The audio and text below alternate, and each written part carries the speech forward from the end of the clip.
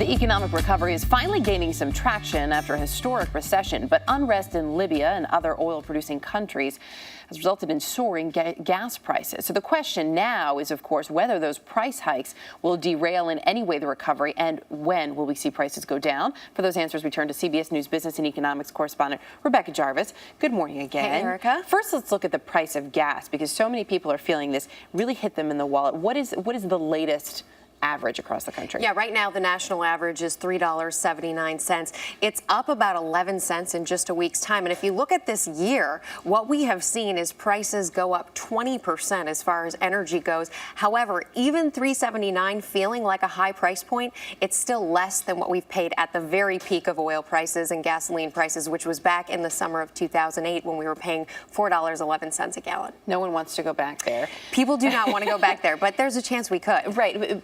People are understandably concerned about this too, because gas actually accounts for a really large percentage of the average family's budget. 15%, is it really that high? Yeah, it is that high, and in fact, it can be even higher when you have a smaller household budget. And this is where consumers really can feel the pinch, because when prices start to go up, it actually can account for a bigger portion of the budget. And in particular, if you're on the lower income side of things, then as that price point goes up, you really feel it in your wallet. And also for multiple reasons, because prices at the pump end up translating to higher prices elsewhere too. Sure, because it costs more in the gas to ship those goods places. Right, everything from your clothes to your food. So then we all start to cut back. Have you already seen evidence in the economy of Americans starting to cut back in other areas? It's really interesting, because people have, in some respects, cut back, but mostly it's on gasoline at this point. MasterCard does this survey every single week that looks at our consumption and our spending on gasoline, and for the last 5 weeks straight, Americans have consumed less gasoline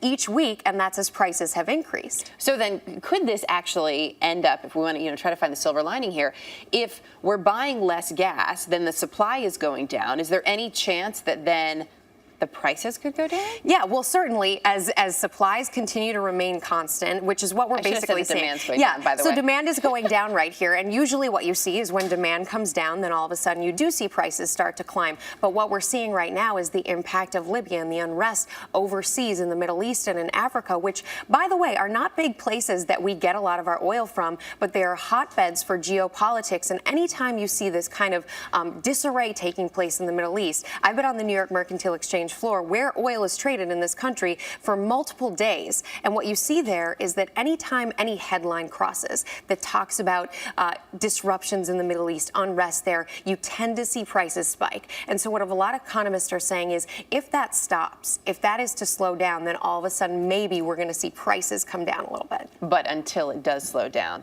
don't expect it. Until it does. And even though our habits are changing here, that's what's so interesting, because we have changed our habits. We've bought more fuel-efficient cars, but it hasn't necessarily translated to a lower price at the pump at this point. Not the only factor in there in the pricing. Rebecca, thanks. Thanks.